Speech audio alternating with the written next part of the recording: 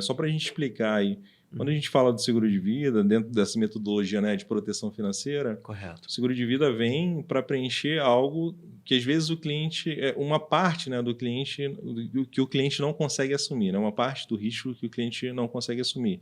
Exato. Esse gap pode ser preenchido pelo quê, né? Fora o seguro de vida. Seria, vamos dizer assim, ele tem uma previdência, ou ele tem imóveis, ou ele tem dinheiro disponível, líquido ali para utilizar. O que seria, vamos dizer assim, além da renda, né? Vamos dizer assim, que a renda, vamos dizer assim, é variável, né? É temporária, vamos dizer assim, o trabalho dele é temporário.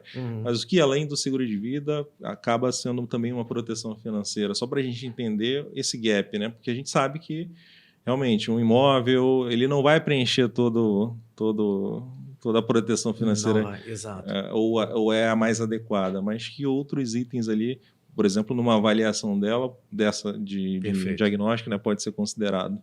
Se a gente pudesse fazer o desenho, que você entender aqui que eu estou falando desse gap, o gap ele está sendo considerado toda a sorte de receita já existente, quando confrontado pelas necessidades acumuladas e estimadas até o resto da vida do cliente. Então eu pego assim, as necessidades acumuladas naquele ponto, tem como medir. E qual é a sorte de patrimônio que aquele camarada tem naquele mesmo ponto. Entenderam? Entendi. Então, assim, e que esses vetores de receitas acumuladas leva todo o patrimônio em consideração, inclusive seguros já existentes. Ainda assim, mesmo com previdência, com imóveis, produtos de liquidez de investimentos, imóveis, tudo aquilo que pode ser disponibilizado para criar receita, são consideradas. Mas quando eu confronto com as necessidades de inventário, de educação ainda, esses próprios bens, né? Esses próprios geram gaps financeiros. Gaps financeiros. E aí confronta um com o outro. Entendi. E normalmente essas necessidades acumuladas lá em cima versus esse patrimônio já considerado, ficou um buraco ali. Aí a pergunta que não quer calar, que ativo seria possível construir um capital financeiro ali, da noite para o dia? É isso que eu sempre falo. Do dia para a noite você tem um... Não há outro, senão seguro de vida, te respondendo aqui. Porque já foi considerado outros elementos ali. Ora, mas a sua pergunta é interessante. E se isso superar?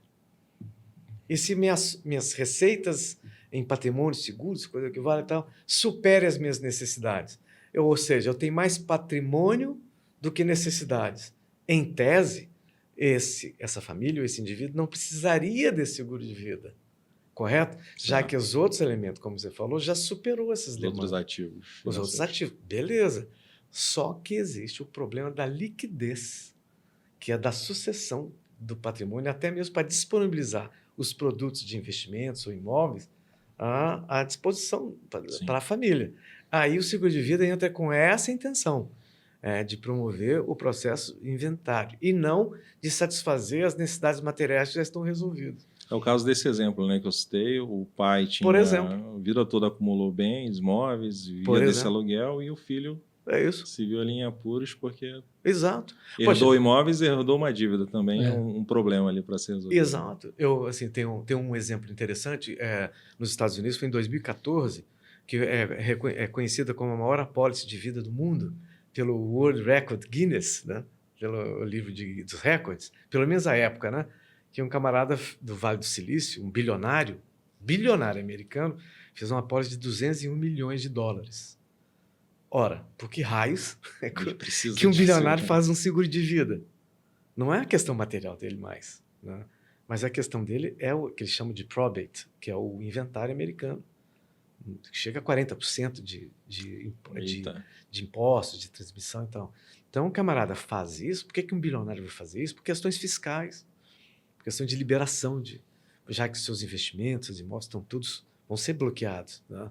E ele compra, na realidade, um desconto nesse imposto, uma vez que as apólices, sobretudo as vitalícias, permitem esse saldamento, né? Basicamente a metade, né? Eu invisto a metade do valor do capital segurado que eu estou contratando, né? De maneira geral, né? Então, por que essas pessoas compram isso e aqui no Brasil não vai ser diferente? Sim. Ainda mais agora com esse arcabouço fiscal ou a reforma tributária, e já é claro que vai ter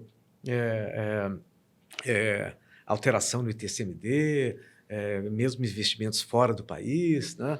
Então, assim, a gente está esperando aí coisas diferentes, taxação de fortunas ou coisa nesse sentido, vai fazer cada vez mais sentido oferecer o seguro de vida para Você privatizar, né, essa proteção, sua Isso. previdência, né, o seu futuro. Exato.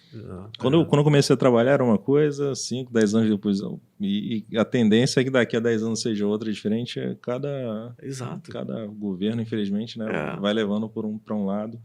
Então a gente não tem uma segurança, né, do que pode acontecer. É verdade. Agora, a gente fala de segurança, né? Aí nós estamos falando de segurança, né? Aí fazer o seguro de vida o quanto antes é melhor, né? Sim. Aí eu faço ela um pouco mais robusta, né? Por exemplo, o inventário, o que mudar pela frente eu já contratei anteriormente, né? Digamos assim, né? É isso. Então a gente sempre tenta majorar isso um pouco mais para próprio benefício do cliente. Claro, se há condições financeiras para arcar com isso, obviamente, né?